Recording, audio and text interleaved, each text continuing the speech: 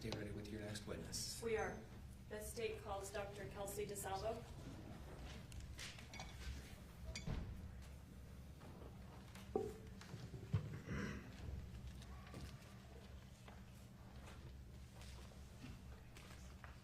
And this is an in-person witness. Yes, sorry, they, Yeah, thank you. she's outside, she's just being rubbed.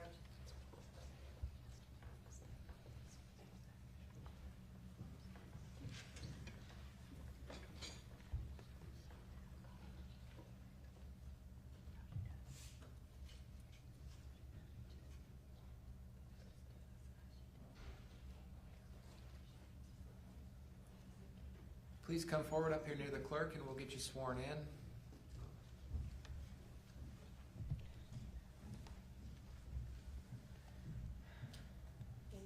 Please raise your right hand. You do solemnly swear the testimony you shall give in the case now before the court will be the truth, the whole truth, and nothing but the truth, so help you God. Come on up here and have a seat.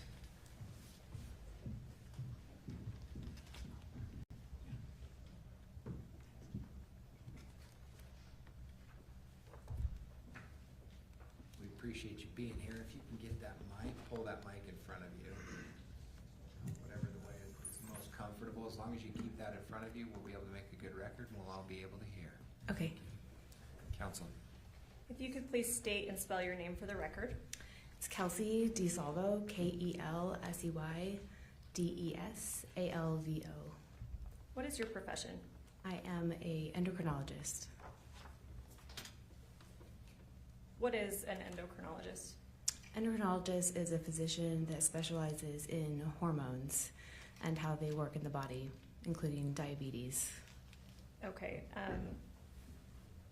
I'll get to that in a second, but I want to talk just briefly about your educational background. You mentioned that an endocrinologist is a physician. I guess briefly describe your education. Sure. So I did undergraduate at University of Colorado. Then I did medical school at the University of Colorado, which is 4 years. Then we do internal medicine residency for 3 years. That was also at the University of Colorado, followed by a 2-year endocrinology fellowship where we go into the hospital. How long have you been a doctor?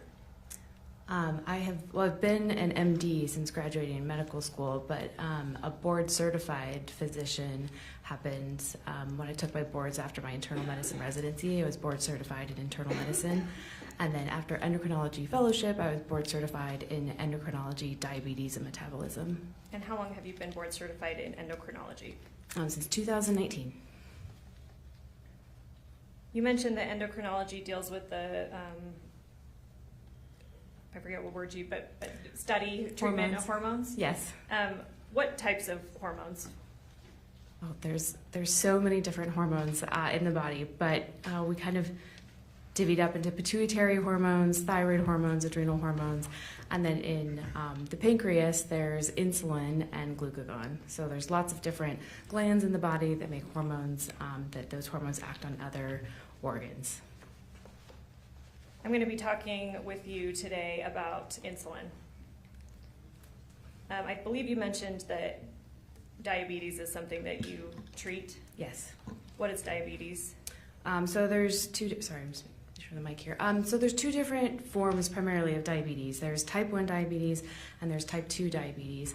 Type 1 diabetes is where something of your immune system attacks the pancreas and the pancreas is no longer able to produce insulin. Type 2 diabetes is where the pancreas is still producing insulin, but the cells are resistant to that insulin action. They don't want to take up sugar from the blood. And so there's 2 different kinds. And it sounds like the hormone primarily associated with diabetes is insulin. Correct.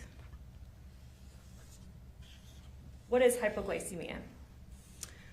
So medically defined hypoglycemia, there's 2 definitions. One is a serum blood sugar less than 55 if someone is having symptoms consistent with hypoglycemia. Less than 45 if someone is not having any symptoms of hypoglycemia.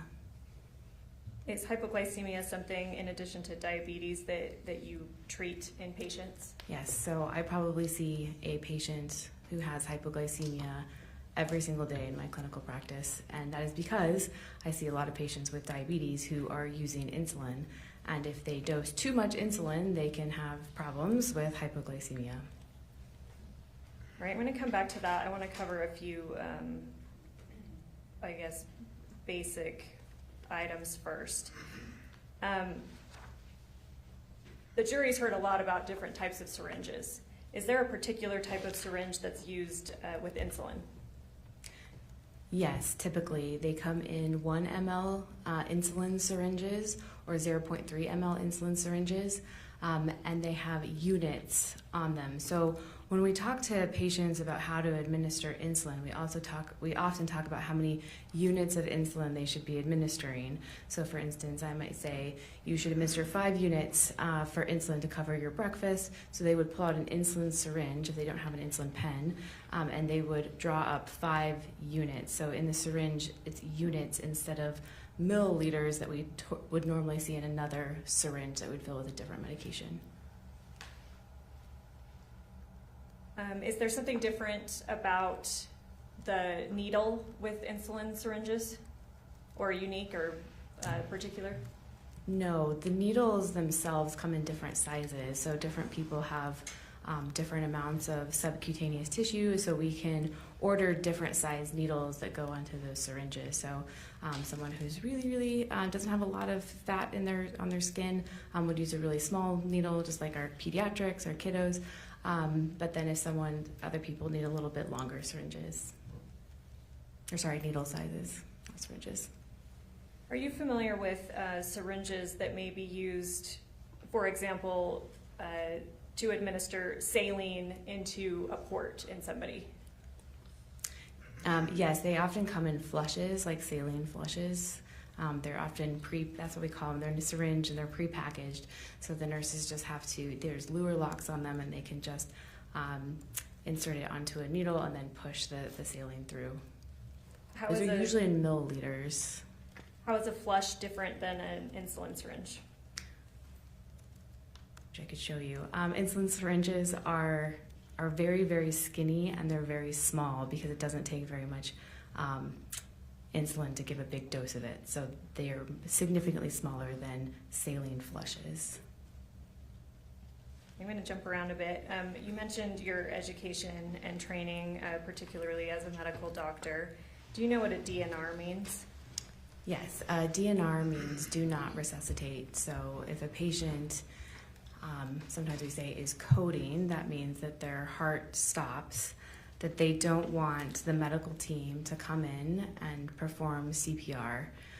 CPR is mechanical pressure on the heart to try to make the heart pump blood. And with a do not resuscitate, when you're running a code, we put shock pads on patients' chests to deliver shocks to see if we can restart the heart with electrical activity. And then there's other medicines that we would give in the case of running a code. So a do not resuscitate means that in the event that the heart stops, you do not want those particular interventions. In your training and experience, does a DNR mean that if somebody is in a clear medical crisis, you cannot touch them at all or give them any medical care?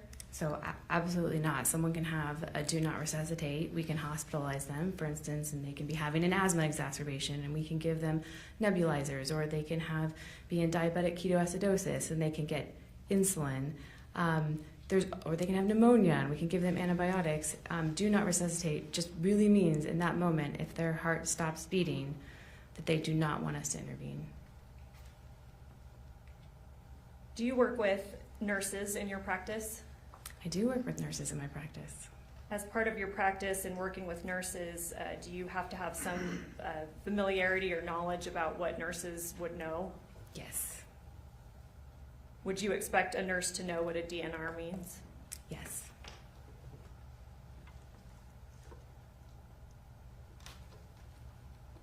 You said you work with hypoglycemic patients at least every day. Is that fair to your testimony? Yes. Do you test blood sugar often in your line of work?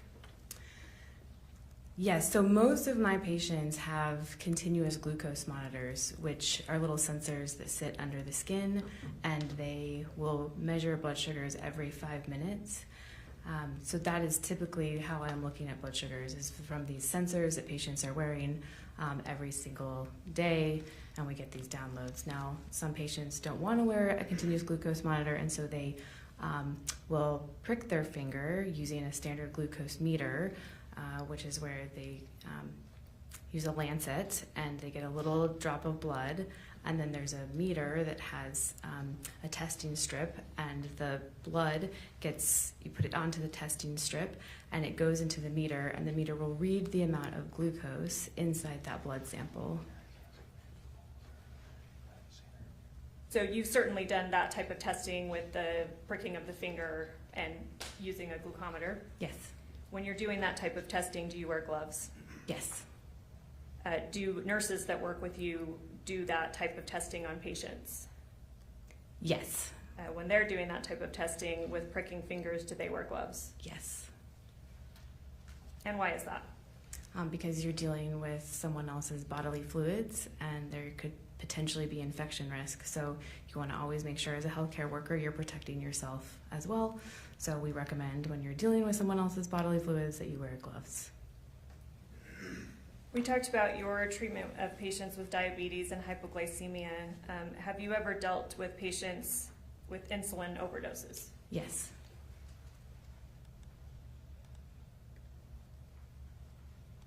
Now, you've been retained as an expert in this case by the state of Utah, is that right? Yes. And you've reviewed certain items relevant to the case? Yes. What have you reviewed in this case? So I have reviewed the hospital records from when Casey was admitted to the hospital. I have reviewed a PDF of blood sugars, including the time that those blood sugars were taken and those values. And I have reviewed a preliminary hearing transcript. Those are the documents that I've reviewed. Okay, and talking about a preliminary hearing transcript, that's a prior hearing that occurred in this case. Do you remember whose testimony you reviewed? Yes, there was a medical examiner, and then there was the primary care physician who was treating her in the outpatient setting. You were not given to review text messages, Correct. I have not reviewed text messages. police reports. No. You've not been given to review consultations with potential other witnesses or other experts that may be involved in the case. I have not. Do you feel like, well, actually I'll get to that in a second.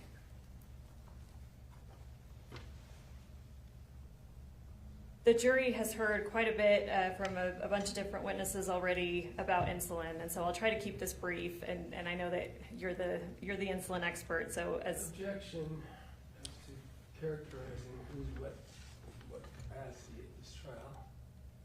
Just wonder if the state could just ask her questions. Sure. I'll sustain the objection. Let's move on. I was just going to say that we'll try to keep it brief. So to the ability you're able to do that. And you've kind of already described in type 1 diabetes versus type 2, but briefly tell us what insulin does. Okay, so insulin is made by the pancreas. It gets secreted and it travels to every single tissue in the body, and it helps those cells take up blood sugar or sugar that's in the blood, so your body can use that later for fuel. So it puts sugar into muscles and into fat. If you believe it or not, there's only 1 teaspoon of sugar actually floating around everyone's blood. And so when you eat something that's really high in sugar, or carbohydrates is another word we use, your body has to have a way to put that sugar into muscle or into fat so you can use it later for energy. And insulin is the key that kind of unlocks those cells that allows glucose to move from the blood into that tissue. Is insulin necessary in some form in the human body for it to function? Yes. Is there, I guess, what is endogenous insulin? Endogenous insulin is insulin that is made by the pancreas, and it is secreted as something called proinsulin, which has a C-peptide chain attached to the actual active insulin molecule. And when it gets released, the C-peptide gets cleaved from the insulin, and that activates the insulin, so then it can go to every single tissue to try to get glucose into those cells. So endogenous, fair to say that's created by your own body? Yes, endogenous means created by your own tissue, by your own self. Exogenous insulin means insulin that was produced by a pharmaceutical company. It's chemicals, molecules that are very structurally similar to endogenous insulin but different, and those are insulins that we can give by injections. And maybe we already covered this, or it may be obvious, but in what circumstances would someone need exogenous insulin? So people with type 1 diabetes need both a long-acting insulin and a short-acting insulin. Sometimes long-acting insulin we call basal insulin. And there's many patients with type 2 diabetes where their body still produces insulin, but their tissues have such a degree of insulin resistance. You need more insulin to kind of help those cells kind of open up those doors to allow glucose to go in. So there's a lot of patients with type 2 diabetes who also need to be on insulin products. If a patient is not diabetic at all, and their body is producing endogenous insulin normally, would they have any need for exogenous insulin? Absolutely not. What might happen if a non-diabetic patient receives exogenous insulin? So that insulin would be absorbed by the body, go into the bloodstream, and then it would start acting like endogenous insulin. It would start telling those cells to pull glucose out of the blood. And if that's an inappropriate release or use of insulin, the blood sugar is going to start to drop because your body didn't need that extra insulin. So blood sugars will be low, and that is hypoglycemia. Is hypoglycemia dangerous? Yes, so hypoglycemia can be fatal. In what circumstances? So the most important tissue that you have that's really sensitive to hypoglycemia is your brain. So your brain relies on glucose coming in from the blood in order for it to function.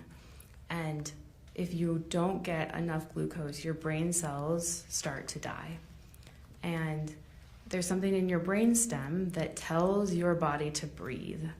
And so if those parts of your brain start starving because they don't have glucose, they start dying, they can no longer tell your body to breathe.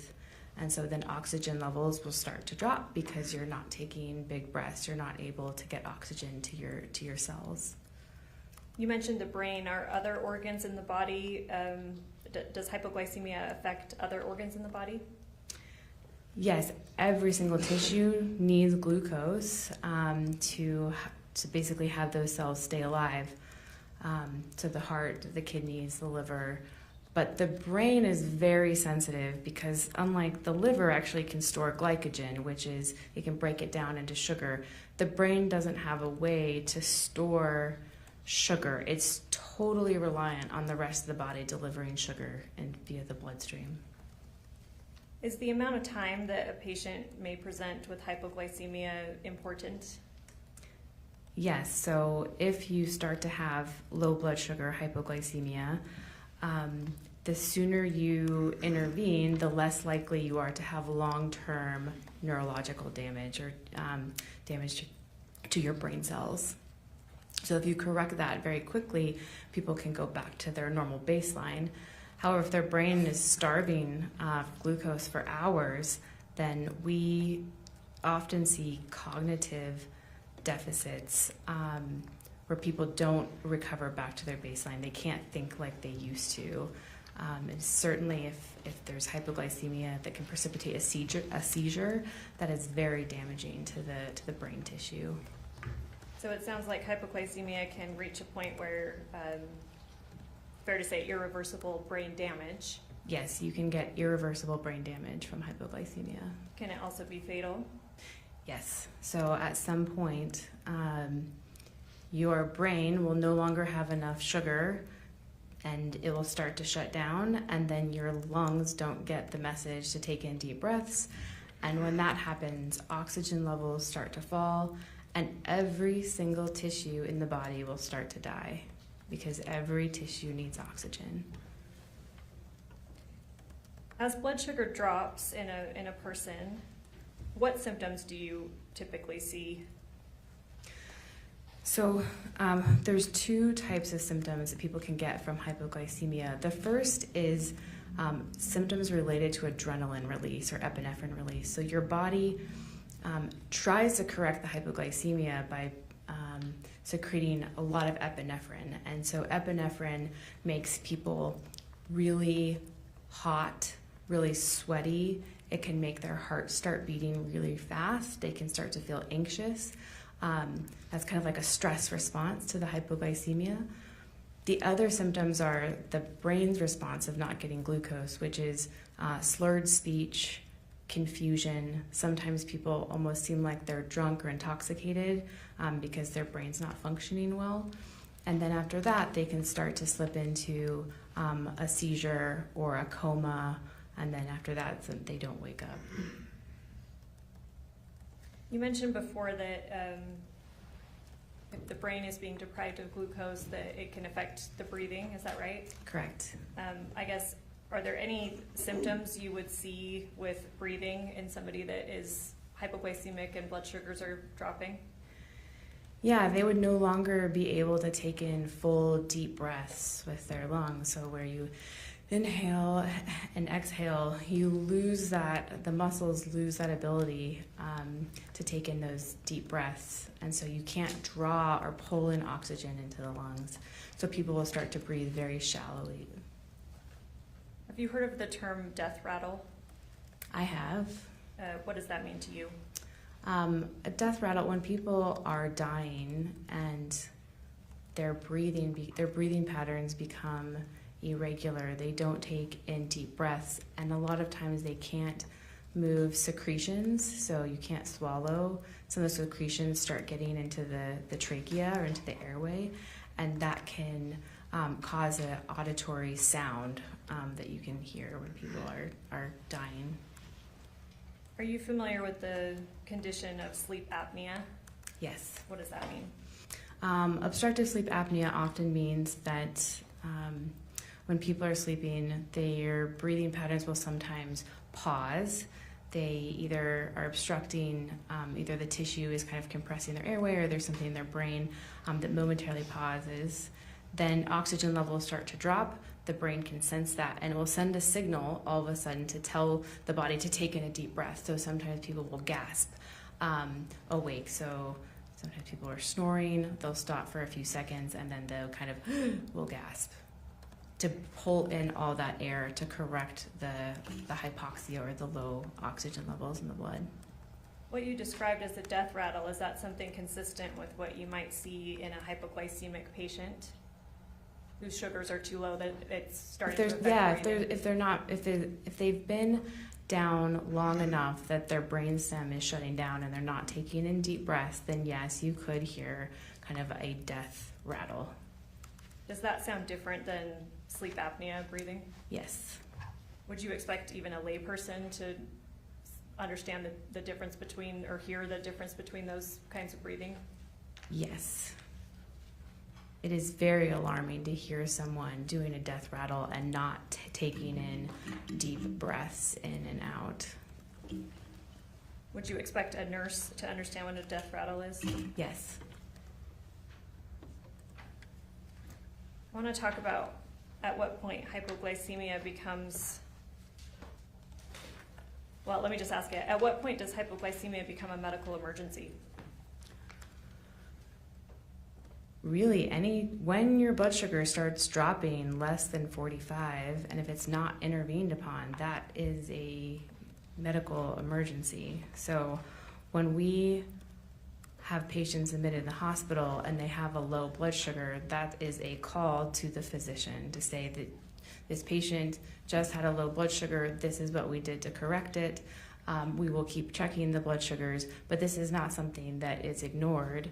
Also, when we get outpatient labs and someone has a low blood sugar on their electrolyte, their basic metabolic panel, there is a mandatory call from the lab to the physician or the nurse practitioner's office to say, hey, we have a critical alert, is kind of what they call. And so we have to call our patients and say, hey, are you okay? Did you correct your low blood sugar? Would you expect a trained nurse to know this? Yes. Even a nurse that doesn't specialize in endocrinology or hypoglycemia? Yes, so hypoglycemia is part of their nursing boards. It's part of their normal nursing curriculum. Nurses who treat patients in the clinic, treat patients in the hospital, they know what hypoglycemia is. I'm going to show you what's already been admitted as States Exhibit 10. It'll maybe take a second, but it'll pop up on your screen right there. And if we could also, since it's been admitted, publish it for the jury.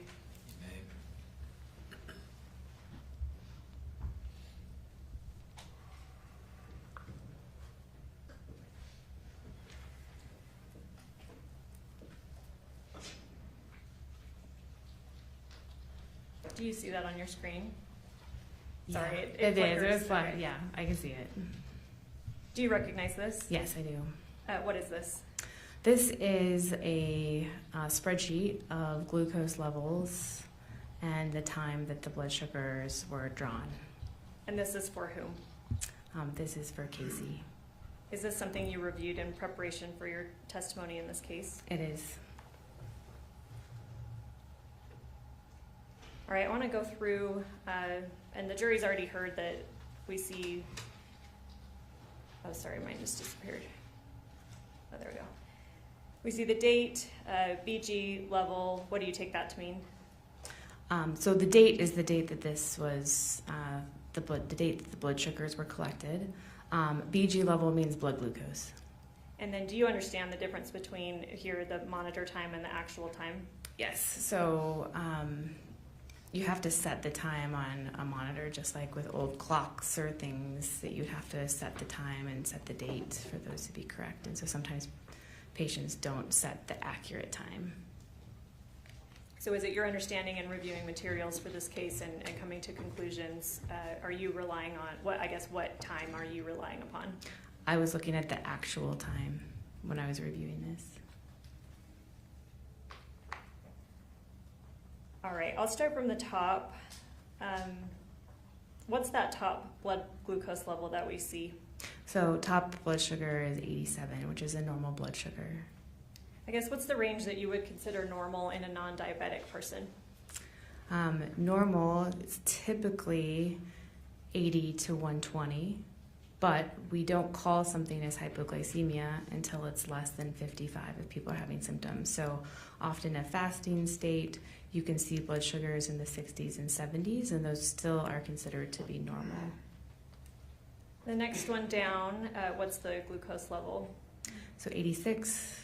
And I'm sorry, let's reference for the record the time. So 87, what time was that taken at? 87 at 9:18.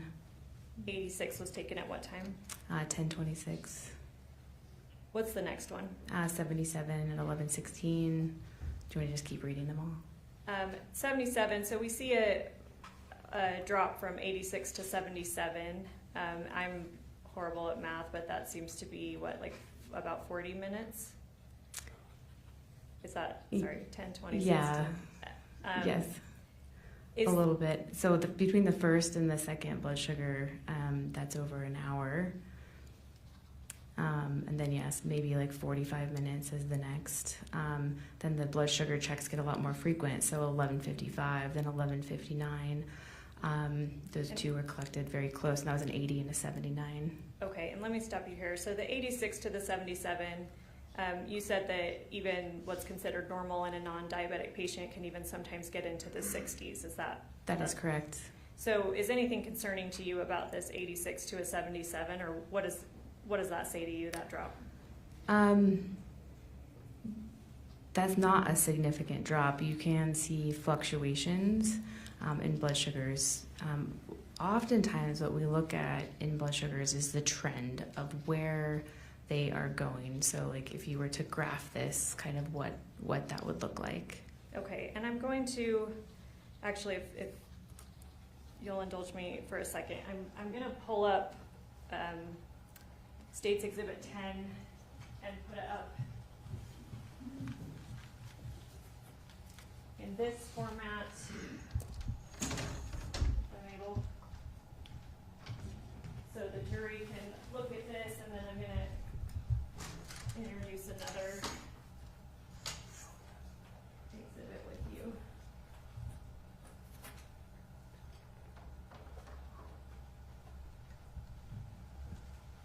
If we could pull up just for the witness right now, what's been identified as States Exhibit 176.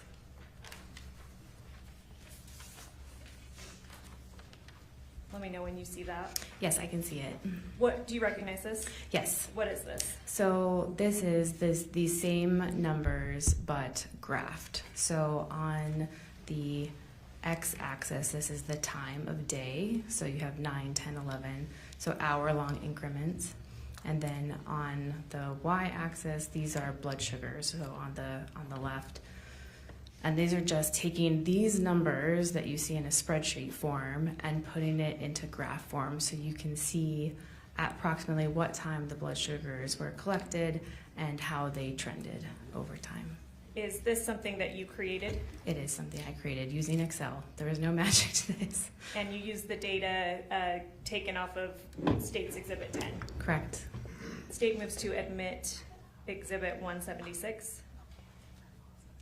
Mr. Williams? No objection. Court receives States 176. Wish to publish? Yes, thank you.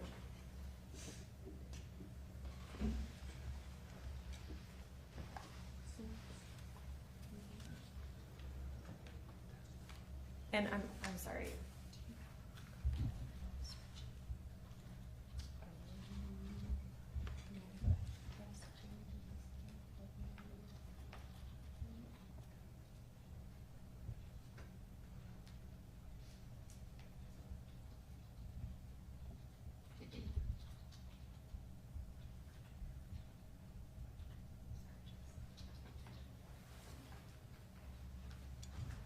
Sorry, just for my own reference, since I can't see that.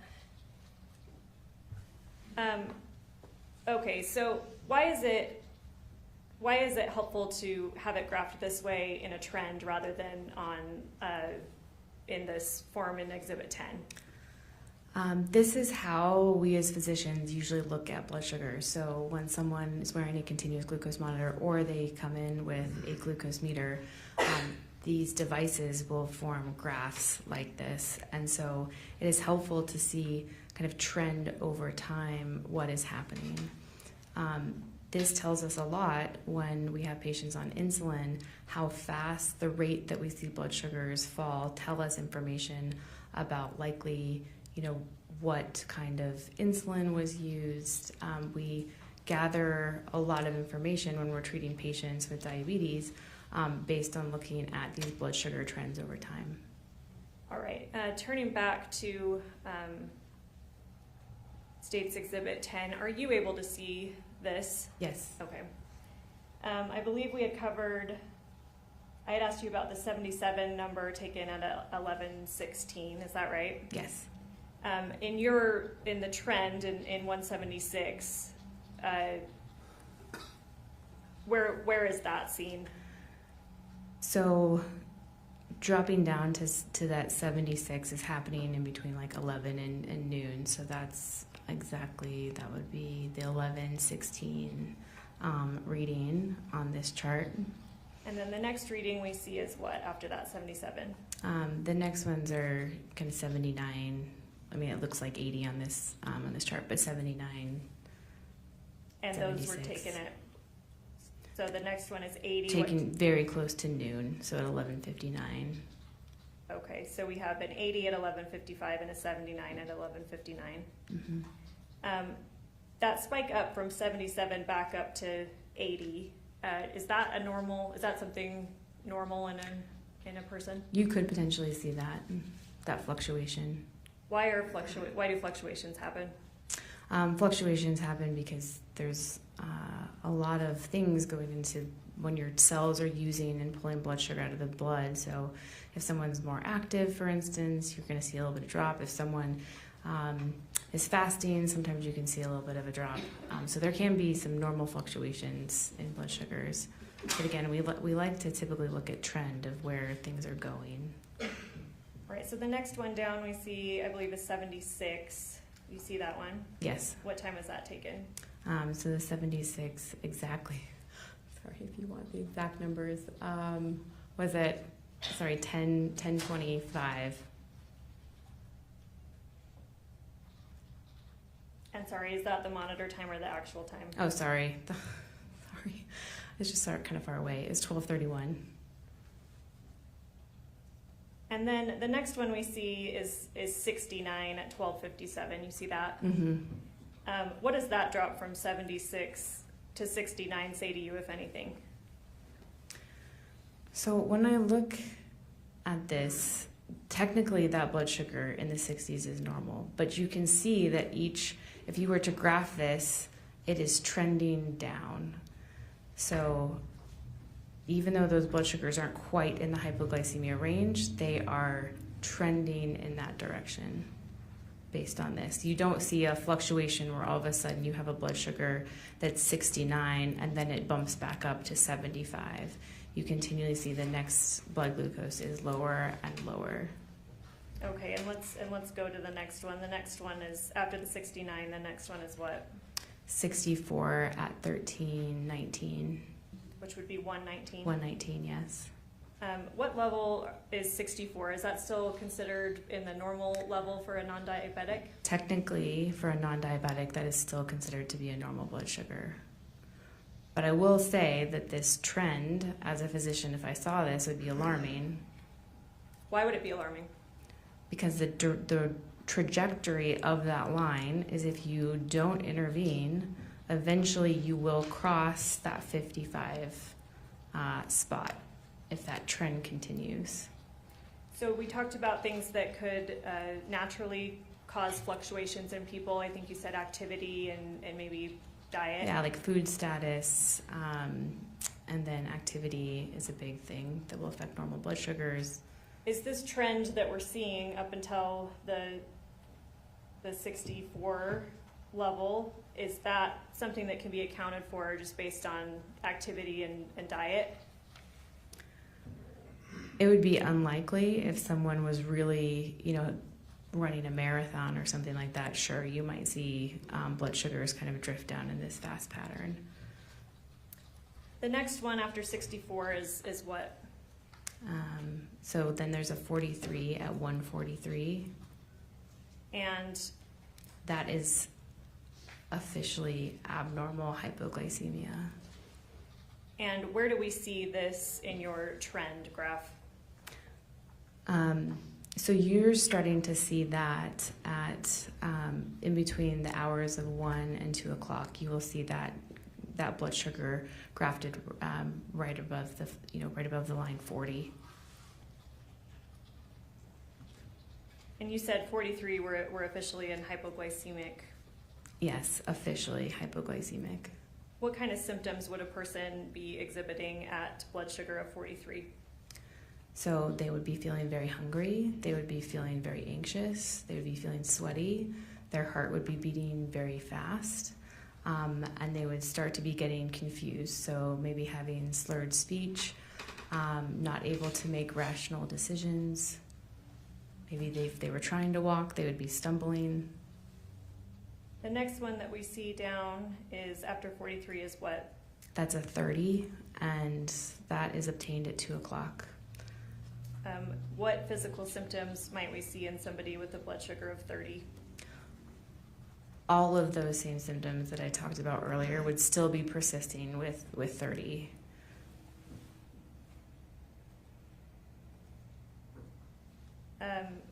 You talked earlier about hypoglycemia getting to a point where people can enter comas. Yep. Is that possible at the levels we're at right now, 43 and 30? Yes. Blood sugars in the 20s and 30s, we get very concerned that someone is going to have a seizure or they're going to pass into a coma. After 30, the next one we see is what? Then we see a 29 at 210. What symptoms would somebody be experiencing at 29? All of the same symptoms, starting to be very confused, not able to kind of interact appropriately as you would expect them to. Would a coma be consistent with that, perhaps? You could start slipping into a coma here, and this often depends on someone's background brain reserve. Okay, So- explain that for us. So if someone is already under the influence of another substance, their brain is going to take a hit from these low blood sugars much earlier than if someone didn't have those substances into their brain. So they're more likely to be more confused, slip into a coma if they have other substances on board. What types of substances might cause that effect? So alcohol, benzodiazepines, narcotics or opiates. Those are some of the big ones. Obviously, if any anesthesia or something like that. What about an antihistamine like promethazine? That I don't know of off the top of my head. Okay. The next one we see after 29 is what? So after 29, you have a 27 at 222. What physical symptoms are we seeing there? Probably all the same things that I described here. These are very dangerously low, life-threatening blood sugars. And we get the next several are kind of in the same range. We get 27. The next few jump up a little bit, 28, 32, 33. Are you seeing that? I do see that. What might account for that little jump? So this is probably a counter-regulatory stress response. So the body knows that this is dangerous, that your body does not like blood sugars like this. And so it will start releasing several other hormones to combat that, including epinephrine from the adrenal glands, cortisol from the adrenal glands, and glucagon from the pancreas. These are all hormones that are trying to mobilize food stores to try to get more glucose back into the blood. So this, what I think is probably her attempt at a counter-regulatory response to try to correct her blood sugar, but there was too much insulin on board for her body to be able to fight that. The next reading, I forget, did we get back to the 27 at the end before we get to low? So, no, we didn't, but 27 at 337. And again, same symptoms that you've described. Yes. The next three we see are low.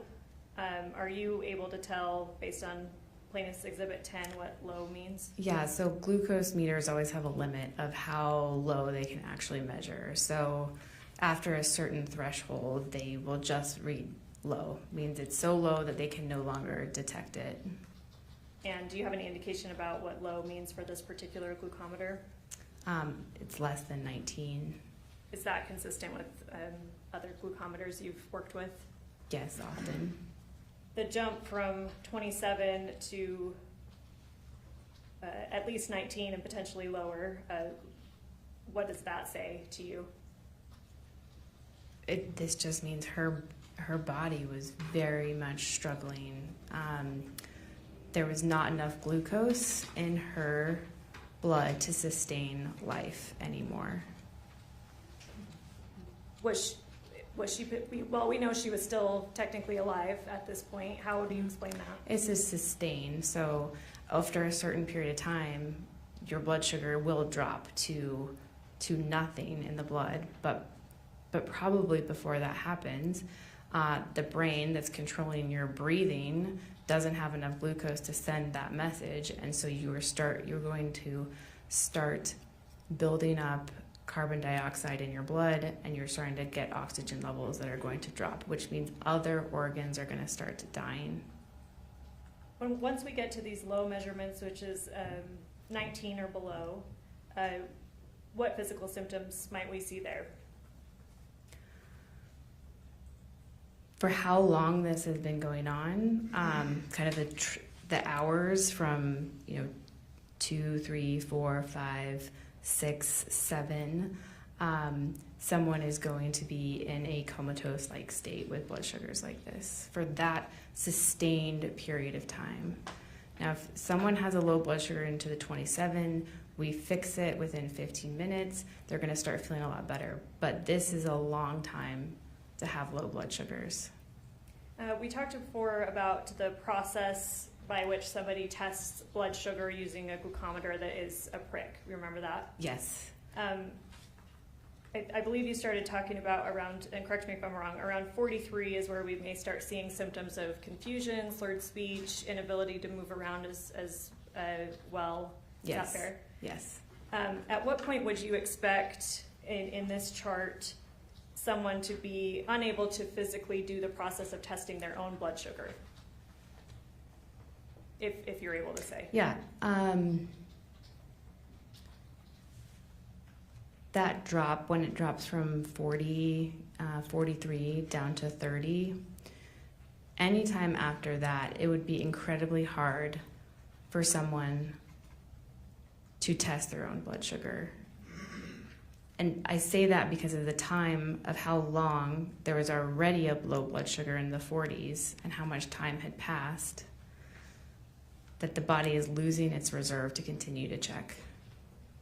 Those people are very confused. When we have patients who have a bad hypoglycemic event, sometimes they actually require third-party interventions. They are so confused, they can't even drink the juice anymore. So they have to have people sometimes give them glucagon shots or something to go up their nose because they are so confused they can actually no longer correct the low blood sugar themselves. Are you aware of, I guess, whether Casey was eventually taken to the hospital?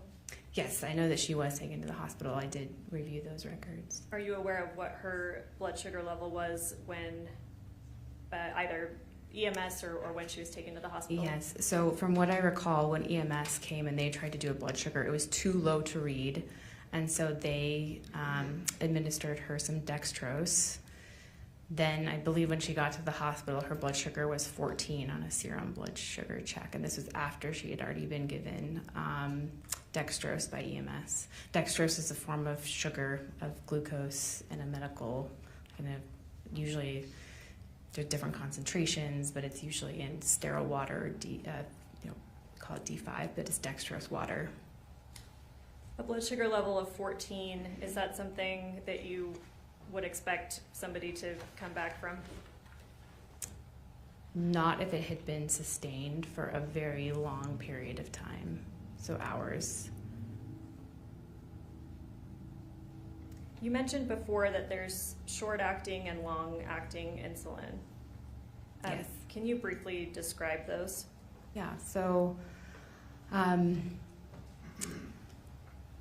long-acting insulin is insulin that when it gets injected into the skin, it forms these microparticles based on pH changes where it will slowly be reabsorbed into the body. So it's meant to last over 24 hours. So for example, I'm just going to pick this number because it's easy math. If someone injects 24 units of a long-acting or basal insulin, that insulin breaks down at a rate of 1 unit per hour. So you have a glob of insulin sitting under the skin, and it releases 1 unit into the body per hour. It's designed to last a long time. And that's for our patients with type 1 diabetes. Everyone's body always needs a background small amount of insulin to help with cell metabolism. What is short-acting insulin? So short-acting insulin is designed to be absorbed by the body much faster. So usually it's absorbed within 4 to 5 hours at reasonable doses. Now that changes if you give a big dose of short-acting all at once. It changes the volume of fluid under the skin. Your body can't absorb all of that in the normal 4 to 5 hours. It takes longer for it to process. Are you aware of how long Casey was attempting to be treated at the hospital? Yes, and I'd have to go back and look at the dates, but if I remember correctly, it was something around 3 days or so. Are you aware of what medical interventions were? You already mentioned dextrose being given at least once. Are you aware of what medical interventions given during that time at the hospital? Yeah, so they were giving her a lot of what we call amps of D50, which is 25 grams of sugar directed into her blood to try to bring up her blood sugars. But then they noticed that every time they did that, blood sugars might stay high for a little bit, but then they would drop rapidly. So then they started a drip, which just means that someone is constantly getting an infusion into their veins. And so she was started on a D10 drip. Even with that, she was still requiring D5 pushes or these extra glucose to try to bring up her blood sugars. So then the medical staff then increased the concentration of the D5 drip. They moved to a D20 drip, so 20% dextrose to try to keep her blood sugars stable. All this to say is she got a lot of glucose by the medical team trying to stabilize her blood sugars, which tells me that she received a large dose of subcutaneous insulin. So insulin that was injected into the skin. And let me stop you there. You say large dose. What does that mean for a person that's not diabetic? So the pharmacokinetics of this, if you inject more than 0.4 units of insulin per kilogram of body weight, it will change, how do I describe this? It changes how long the insulin lasts in the body. And so for her, when I had looked at her body weight in the past, that's roughly about 38 units of insulin. So anything greater than that or a higher amount, you're going to expect her body's going to take longer to metabolize that insulin. It's going to take, as I said, probably days to metabolize that bolus of insulin that went under the skin. And you said anything greater than 38 units would have this effect? Yes, and that's based on textbook kind of calculations of insulin per kilogram. You mentioned that part of your conclusion that she received a large dose of insulin and that it was administered subcutaneously. You may have already described that, but tell us again what that means.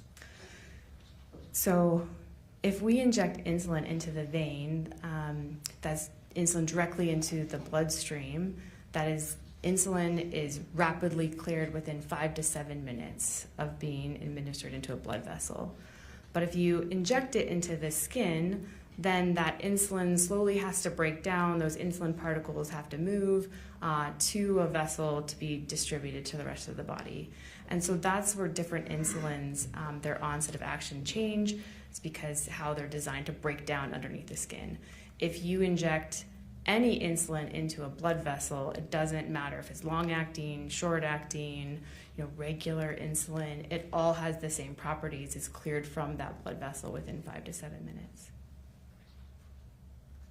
Is that true even if given a huge amount? Yes, even if given a huge amount, you're going to see a rapid drop in blood sugars because that insulin is delivered directly into a vein. So when people get admitted for diabetic ketoacidosis, this is something where patients with type 1 can get really high blood sugar. We administer insulin drips, which they are directly insulin into the vein, where the nurses can titrate the insulin levels based on the blood sugar response. And because you see blood sugars change really quickly in the blood, you can be more precise with the amount of insulin that's being administered. If you administer insulin into the skin, it's you don't have as much control of how that insulin gets distributed to the body because you're relying on the body's natural, like the skin and the pH in the skin for that insulin to be absorbed and then go into the blood vessels, if that makes sense. Are you aware of whether Casey Terry had a port? Yes, I do know that she had a port. Briefly describe what a port is. So a port is, it's a kind of a catheter that goes underneath the skin directly into a major blood vessel. So when patients need, usually we do this for kind of often for chemotherapy, if patients are expected to need to be stuck a lot, they can, if you do too many kind of IVs into peripheral veins, those veins can start to get damaged and they can kind of blow. And so then it's difficult to get people to have access. So often if we anticipate someone's going to need a lot of injections, we will put in a port. So that's something that goes into one of your bigger blood vessels, more in your central body. Part of your conclusion was that Casey was administered somehow subcutaneous insulin. How do you know that this was not given through her port? Because with the port, if the insulin was injected into her port, it would have gone directly into a blood vessel. And so you would have seen that drop within 5 to 7 minutes.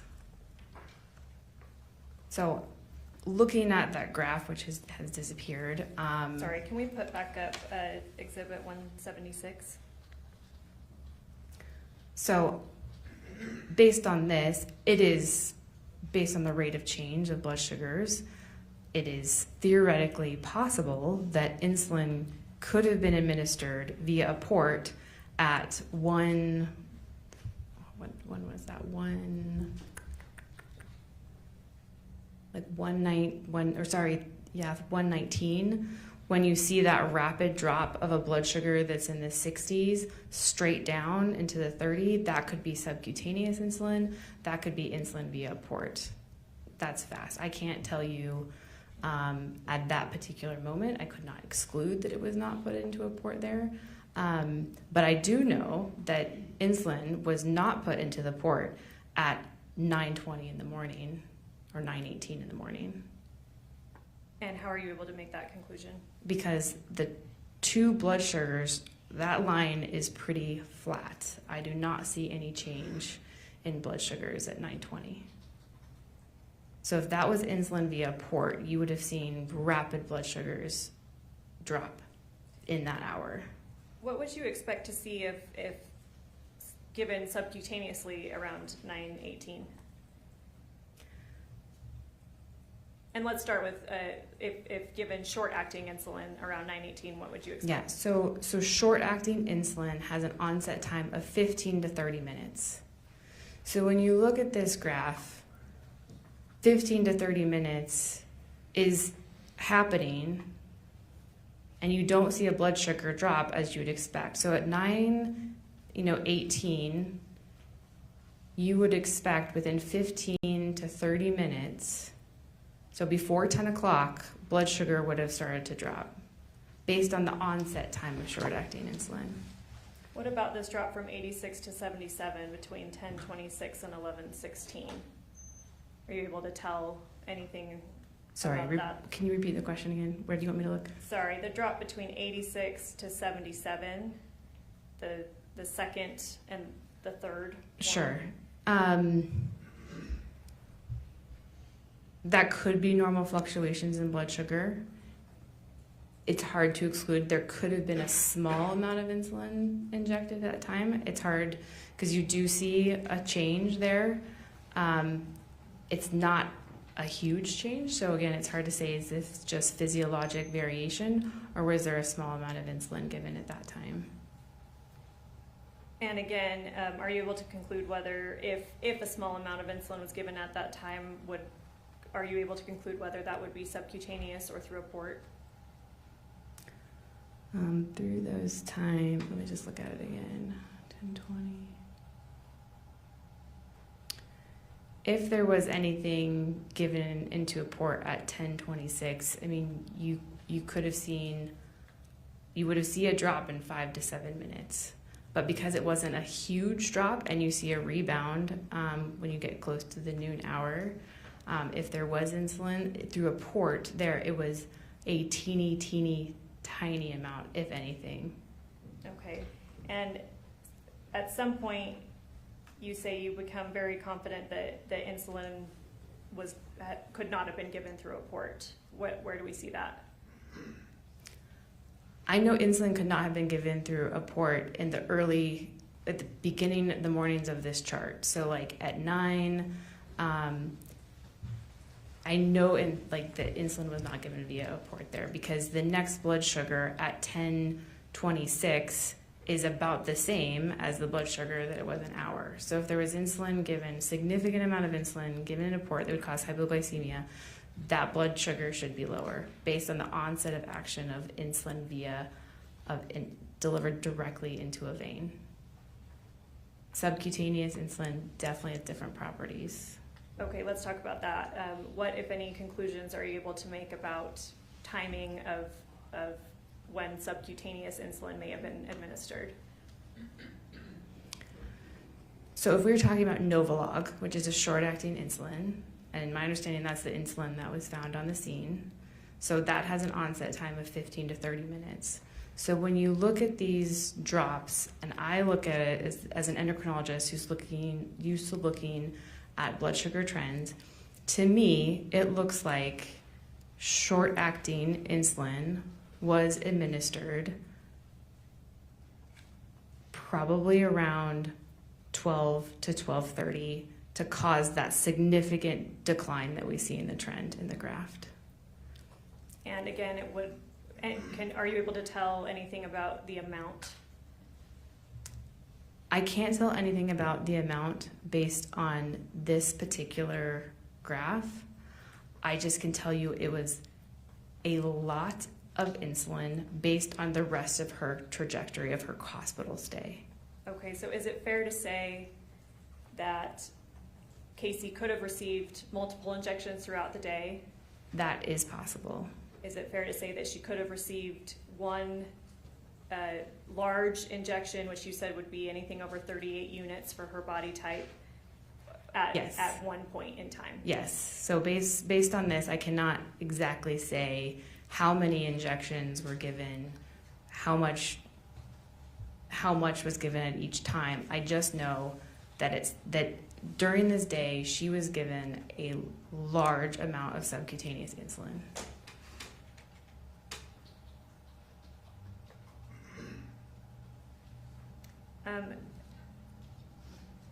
How many units? Insulin's measured in units, is that fair? Yes. How many units are in a vial? So there are 100 units per ml of insulin, and their vials typically come in 10 mLs. So there's 1,000 units per vial. Okay, so again, I'm bad at math. So would 1 milliliter equal 100 units? Yes. What would you expect 100 units to do in a non-diabetic patient, or not patient, but person of Casey's It would properties? cause significant life-threatening hypoglycemia.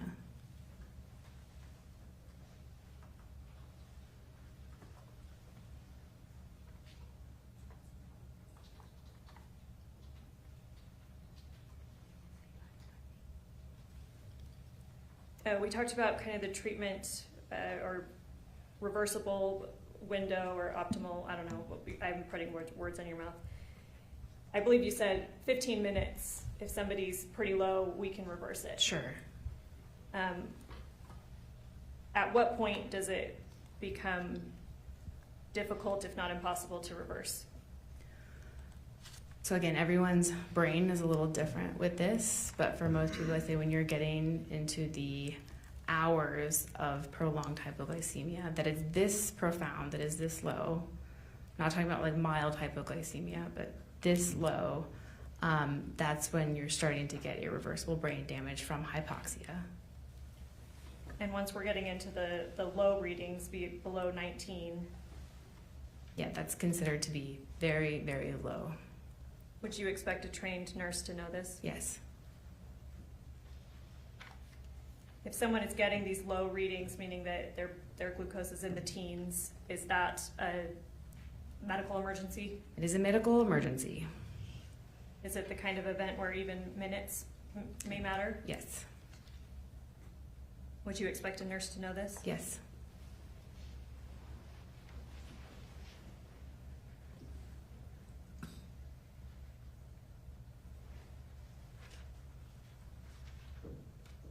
Could Casey have potentially survived if given medical care at some point in this graph? Yes. Are you comfortable saying at what point? The first time intervention, could have certainly saved her life is when you have that true hypoglycemia in the 40s. If that was corrected, that would have saved her life. So that's at 143? I would say until you're starting to get into the hours where you're looking at 2 to 3, 3 to 4, that's again when you're going to start getting irreversible brain damage. Now you still might be able to save someone's life, but they might have cognitive deficits.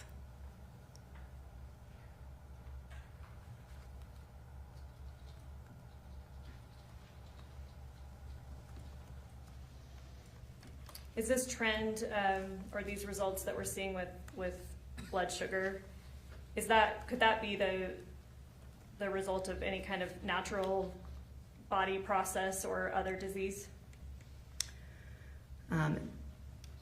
There is only 2 things that cause prolonged hypoglycemia in a hospital requiring D10 and D20 drips.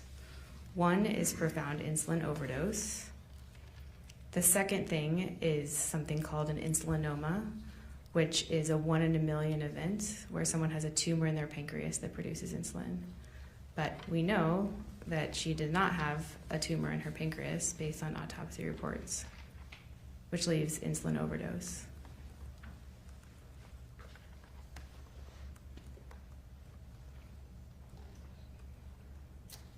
Sorry, I'm just going over my notes.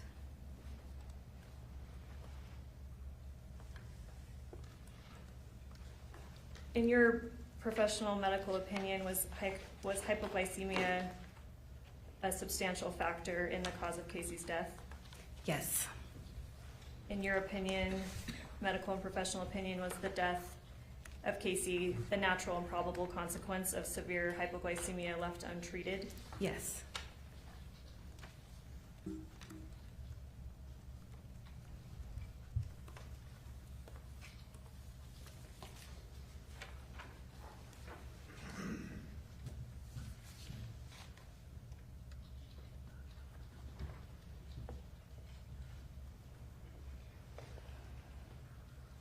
All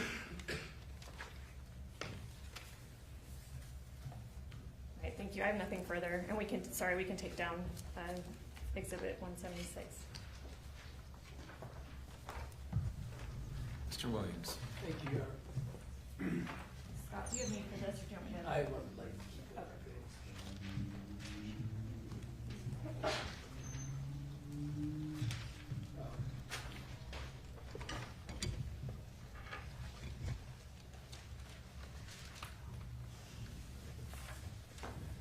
Good morning, Dr. DeSalvo. Hi, good morning. Nice to see you. It's nice to see you. We were able to do one consultation about a month ago or so, I think, right? Correct. Fair enough, I'll let you drink some more. Sorry. We're pushing through till noon. I'm not doing If, too much. if you need more time, I- we're good. I think I can make it. All right. When did the state first reach out to you to be an expert witness in this case? The exact date, I do not recall that. You recall the month? Ooh. I don't, actually. It's make any notes or anything as you work with the state? 2 months ago? I don't recall. Well, I don't have my notes in front of me. I'd have to go back and look. I'd have to look. It's been a while. 2 months? No, it's been longer than 2 months. 3 months? It's been longer than 3 months. After March 20th of 2024, that's for sure, right? Or 2025. It was after March 20th of 2025. It was after a year ago, right? Sure. I mean, do you have the dates? You could tell me. I have no idea. Oh, I okay. have no idea when they came to talk to you. Okay. I did It's been a while. I mean, you had said you had started up, you've never been an expert witness, right? Not in trial. Not in trial. You've never been involved in, excuse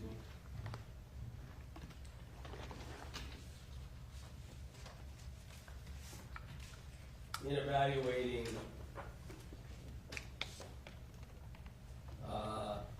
in consultation with a criminal case, right? No, not with a criminal case. Only with malpractice cases.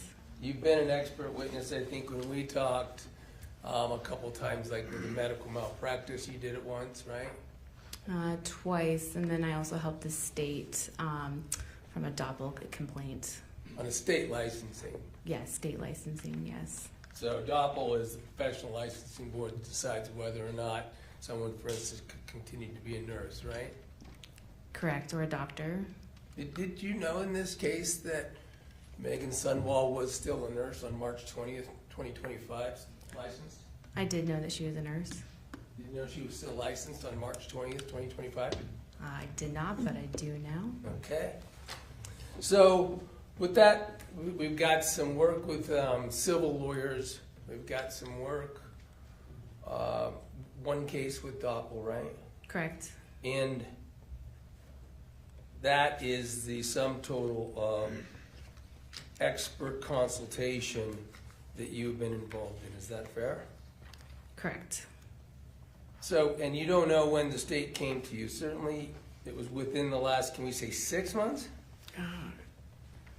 Yes, if you give me my cell phone, I could look to find the emails if this date is really important to you. Well, let me, I don't know what's important to. I'm not going to make decisions ultimately in this case. I'm just trying to get information, but let me put it in a different context. You started right out by talking about what you were given to review to reach conclusions in this case, right? Correct. And you were specifically asked if you consulted with other people, right? Other experts, right? Yes? Yes. And you didn't. You didn't reach out and consult with other experts, is what you said, right? No, I did not say that. Okay. I missed it. Who did you consult with? You asked me this when we had our meeting, who I consulted with. It wasn't specifically about this case, but I did reach out to someone I had trained with at the University of Colorado, Dr. Cecilia Lewong, and I did ask her, with short-acting insulin overdoses, how long in her experience she had seen people have hypoglycemia in the hospital, and her answer was days, and I did tell you that. Well, I'm not going We to. had our meeting. Yeah, I'm not going to need to go back to our meeting. I'm going to talk about what you know now. So I just want to establish who you did. Did you know at the time that you started working with the state that they had already been working with an expert witness named Dr. Uribe? I did not know that at the time that they reached out to me. So they've never told you that they worked since March, as early as March 3rd, 2025, with an expert on the subjects that included testifying about the interaction between insulin and other substances identified in the victim's autopsy, cases involving insulin overdose, how they typically present, and how those cases compare to this case. The state never told you that they had been working with Dr. Paul Uribe since March 3rd, 2025? They did not. All right. So I take it that, well, if they didn't tell you, you never sought any information or advice or any consultation with Dr. Uribe. Right. I mean, I consider myself to be an expert in hypoglycemia. I understand. I'm not going to challenge your expertise, Okay. Doc. We're going to Great. talk about what the state is using you for. You did review some earlier testimony from Diane Allred in this case, right? Will you please refresh my memory? She's the emergency doctor who handled the treatment of Casey Terry in the hospital. I believe I reviewed the testimony from the medical examiner and from the primary care physician. I'm gonna check you on that, I guess. Okay. Because I don't think, well, the testimony from the primary care physician. From the primary care Okay. physician, yeah. And then, so that's Dr. Masto. Let me just tell you who it is. Okay. And then, I'm sorry, who else did you review testimony from? From the medical examiner, Dr. Muri, I'm gonna tell you. yes. So you had some prior testimony that was given, but you didn't talk to those people, right? Correct, I did not talk to them. I just reviewed the transcripts. Did you watch any of their testimony at this trial? I did not. So you haven't seen what their conclusions were about the insulin and whether they could reach any conclusions I have not.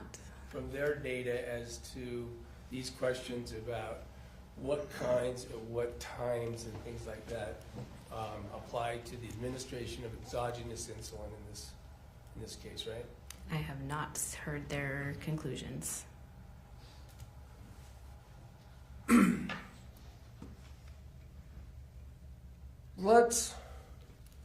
Can we agree in general that sort of dealing with glucose levels and the interaction with insulin, blood sugar levels, things like that, there's a lot of variables in assessing that data, right? Yes. Some people, food, consumption of food and what kind of food proximate to introduction of insulin could be relevant, right? Sure. The medical history of someone, right? Of course. Like, for instance, you know since you read the testimony previously of Dr. Mastiller that she was noted by him in his chart to be suffer from hypoglycemia. Yes, I did read that. So we've got issues with hypoglycemia with Casey. We know that, right? Yes, I believe he said that she was reporting some issues with hypoglycemia and that there was a referral placed to endocrinology, but that consultation hadn't taken place. Okay, Casey didn't go, but Dr. Mastiller indicated in his testimony specifically that she suffered from hypoglycemia. Objection, misstates testimony. Well, I'll sustain that. that's fair. Let's get really specific and careful. Do you remember from his testimony that she said she was hypoglycemic? Do you remember that? Not specifically, but if you want, if you want me to read it. I don't want anyone suggesting I'm not being fair. You read Dr. Mastiller's testimony at a preliminary hearing to come here as the state's expert witness, right? Yes. All right. I highlighted at the bottom of the transcript of his testimony. What did he say? Yes. So she was hypoglycemic. Okay. So Dr. Mastiller had reported hypoglycemia in someone can be another tricky factor. Sure. And all these tricky factors can affect what any particular dose of exogenous insulin might have done to Casey, right? Yeah, if someone's already prone to hypoglycemia and you give them exogenous insulin, it's going to make that even worse. So it also means somebody who could have various shifts in their blood sugar levels for various reasons, right? Isn't that what suffering from it means? Yeah, so I mean, I can elaborate if you would like me to. She had a history of gastric bypass, and sometimes patients with gastric bypass can have what we call reactive hypoglycemia after they eat something that's really high in carbohydrates. Sometimes their blood sugars can drop after they eat. Typically, they are not severe drops. They are easily corrected with food. If somebody wants to. Well, you would have those counter-regulatory responses. So you'd have epinephrine, cortisol, and glucagon that your body would naturally make whether you wanted it to or not to try to correct that low blood sugar. And you could try to correct it, for instance, by drinking Coke. Juice. Yeah, Drinking a Coke. juice or eating candy. Eating candy. Right, Okay. let's, by the way, you talked about, you hadn't been given police reports and things like that on this case, right? That's correct. I have not. Take a break. Sorry. You need to have a drink of water.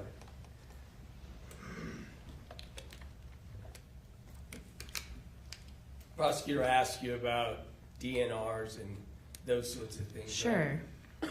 I mean, you knew, didn't you, or did you, that this whole case is about, a whole tax exchange exists in this case about this being a circumstance where the parties were involved in the notion that Terry was going to commit suicide by introduction of exogenous insulin.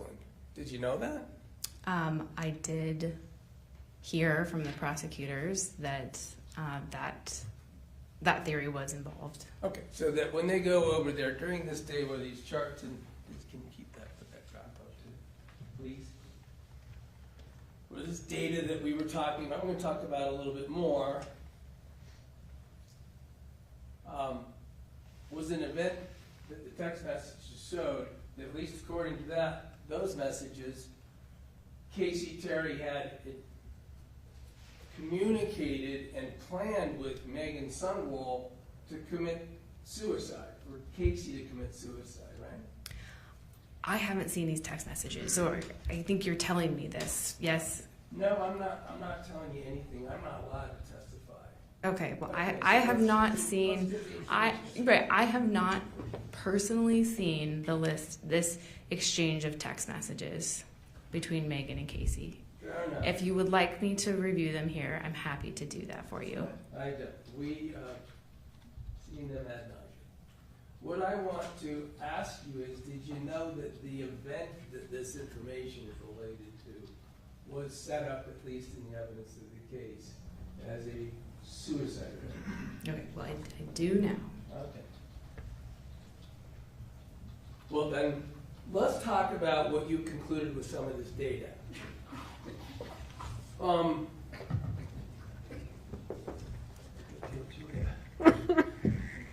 Water just went down the room. Yeah, it's me right up here. Is it okay to proceed? Yes. Because she's your witness. Yes. All right, you had said normal blood sugar was like 80 to 120, right? Yes. Yes. This 9:18 hour in the morning is the first data you were able to get from this chart, of course, right? Yep. Now, at that time, she is just on the low normal 87, right? Yes. So that's typically where blood sugars are, 80 to 120. But you can have blood sugars in the 60s and 70s that we still consider to be normal. Remember, the definition of hypoglycemia is less than 55. I am just going with what you said. You said you had started off. Like, yes, in general, most blood sugars do sit in the 80s to 120s. In general, she was at the low end of that, right? 87. Yes, normal blood sugar. What do you know about what her blood sugar was before 9:18? I don't know anything about what her blood sugar was before 9:18. We have this drop of, I don't know, can't do math either, but there's this time throughout these first couple hours where, let's see, 45 minutes she goes from that 86 to 77 drop, right? And back to 80? Yep. And then she had about a 20 or so point drop between noon and 1. That's roughly, she was around 80, Right, so. and then dropped to 69. I see, I'm gonna refer to certain sections, so if that's okay. She could have taken long-acting insulin before 918 that could possibly be responsible for the drop to 77, right? So long-acting insulin typically takes 1 to 2 hours to take into effect. So if you had an injection, you are going to start seeing some blood sugars drop in the 1 to 2 hours. 1 to 2 hours is that time period from the start of these numbers to 77, right? Yeah, So according to this, it's certainly possible and consistent information with Casey Terry having taken some insulin before 918. Could have happened, right?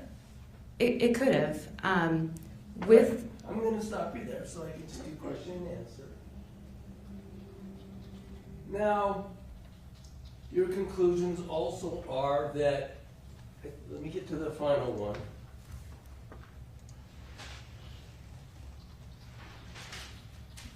That it's hard to know whether or not this data and your conclusions from it came from multiple doses of short-acting, right?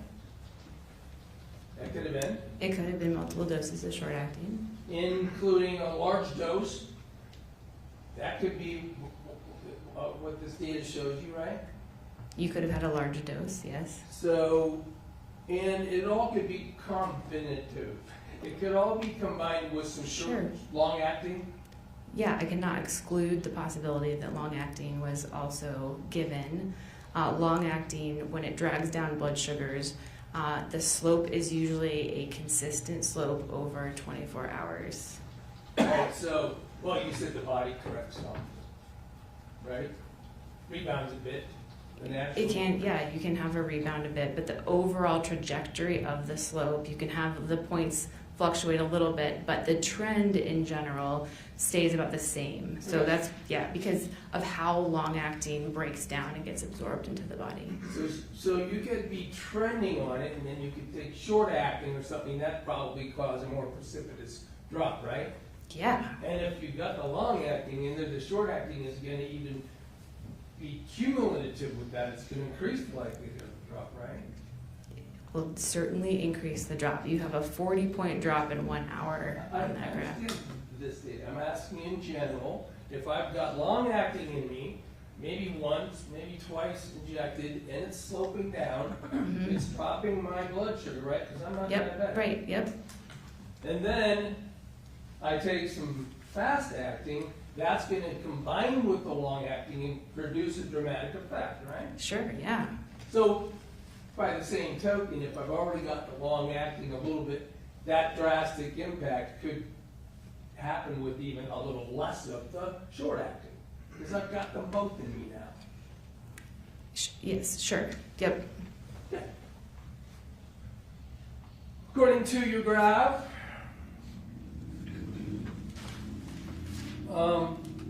and your comparison of the chart, then we have these features where, of course, we see this drop ultimately at 2 o'clock p.m. to a reading of that 30, right?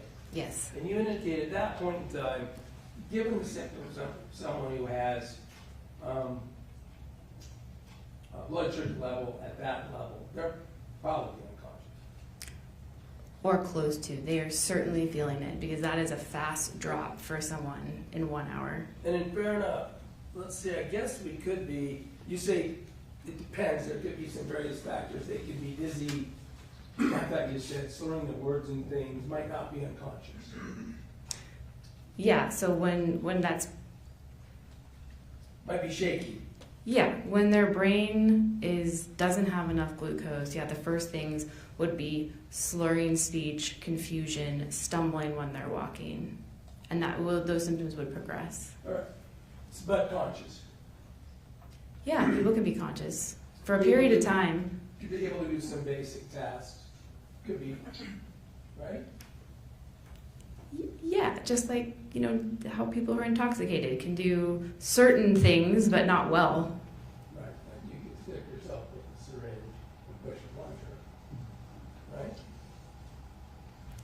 Yes, if there was insulin already in the syringe drawn up. Did you know there were text messages where she was saying she was gonna preload insulin into syringes?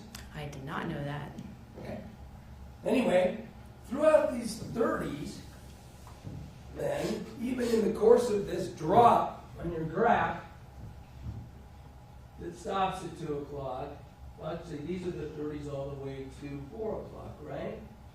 Between 2 o'clock and 4 o'clock, she's fluctuating in the 27 to 30, I think it is.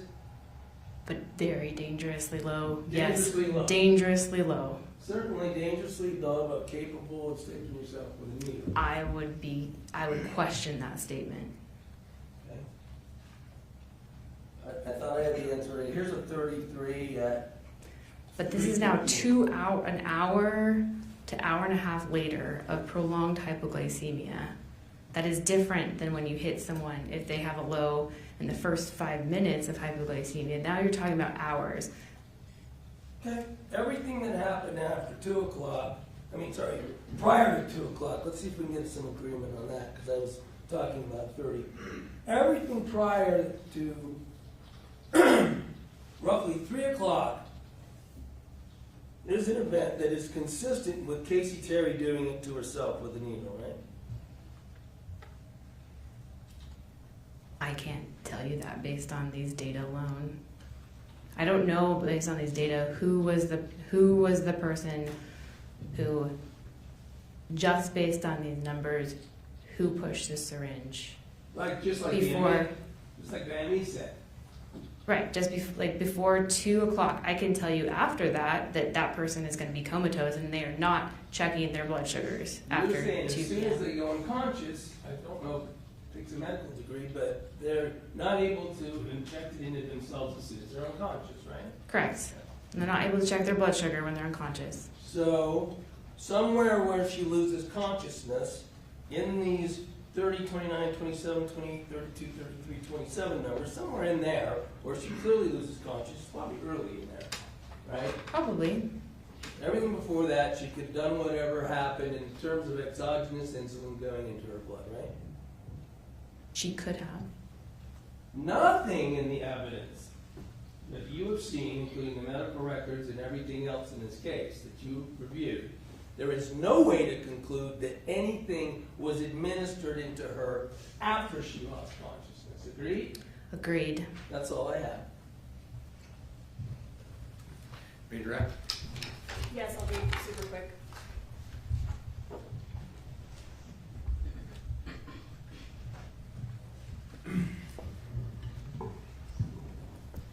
Mr. Williams asked you if you consulted with other experts in this case, and you referenced somebody in your field that you did talk to. Mm-hmm. Did you consult with other potential experts associated with this case? No. If there was Mr. Williams referenced Dr. Uribe, I'll represent to you that he's a medical examiner. Object. Okay, so would you have reason to consult with a medical examiner in this case? No. You don't need any opinion of a medical examiner to reach your conclusions here. Correct. I consider myself to be an expert in hypoglycemia, so I did not need to reach out to someone of a different specialty to help formulate my opinions.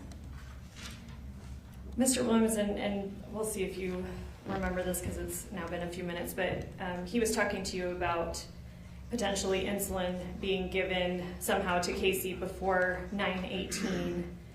You had more to say, and Mr. Williams cut you off. Do you happen to remember what more you had to say? Only long-acting insulin, which takes, again, 1 to 2 hours to start to see the onset. There you can start to, like he said, from that drop from like the 80s into the 70s, could that have been long-acting insulin that was given, an hour or 2 hours before? And I think I could say, yes, that's possible. But then the following curves are just not consistent with just long-acting insulin.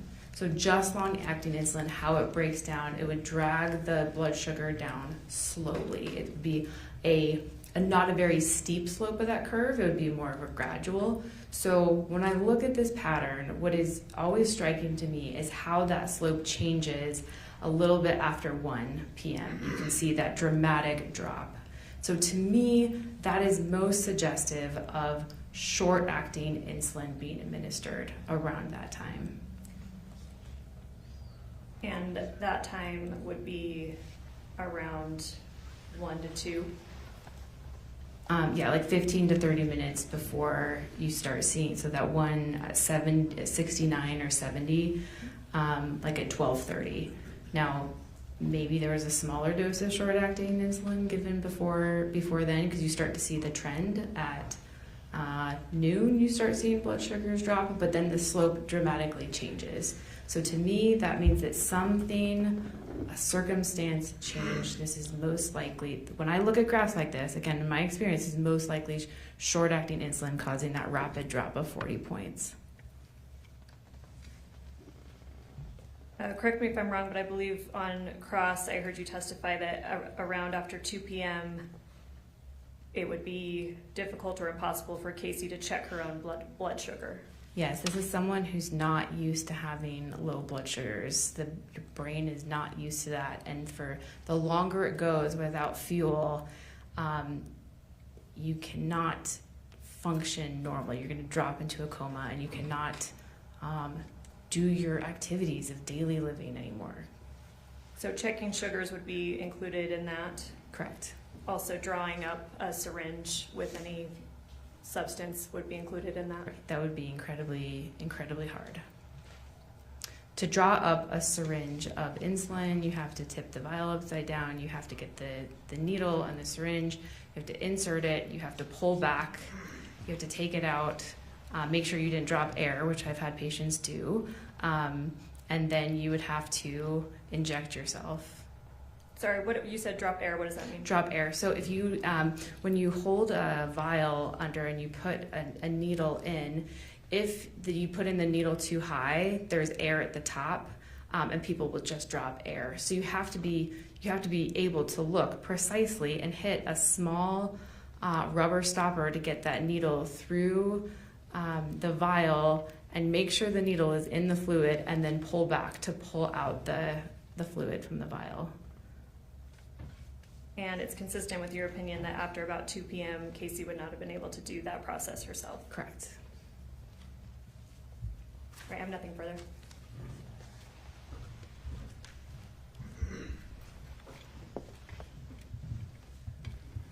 So a shaky person getting real low blood pressures around 2, blood sugars around 2, et cetera, make it hard, they might shake, right? Yeah, it's like the adrenaline release, your sympathetic nervous system, you do start to feel very trembly. Hard to do something that, like, draw a needle back, put it into a vial, draw it back, load your needle, right? Yeah. You might have to, like, punch it 14 times to make it happen, right? Right? Sure.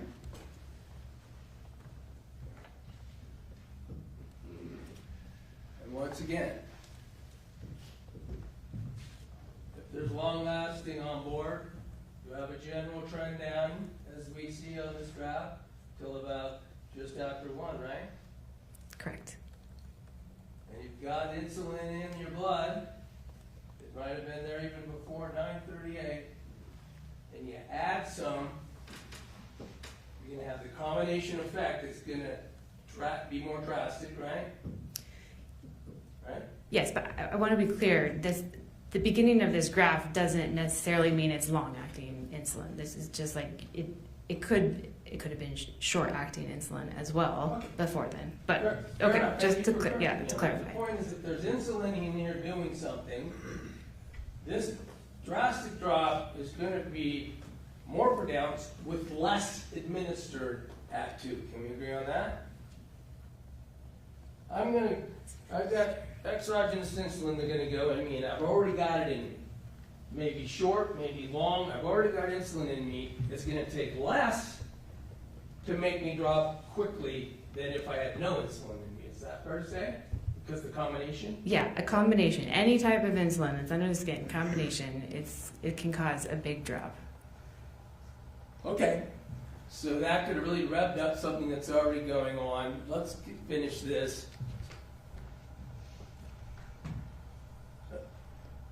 This line at the bottom, you had talked about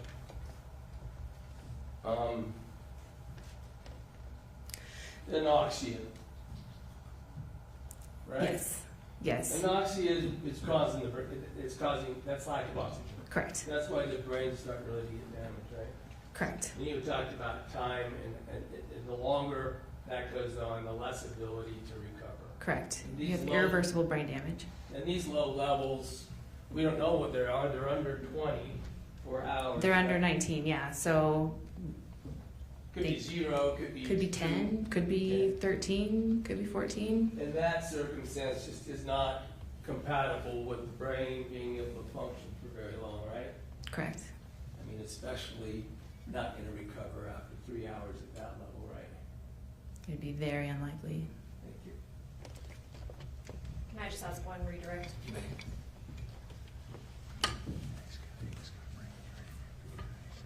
In the graph that we're seeing, and including Exhibit 10, the levels up until about 12:31 could still be, they're still in normal range, correct? Yes. That's all I have. Thank you. Can this witness be released or Yeah. stepped down? Yes, from the state. Thanks for being Thank here. you. Thank you.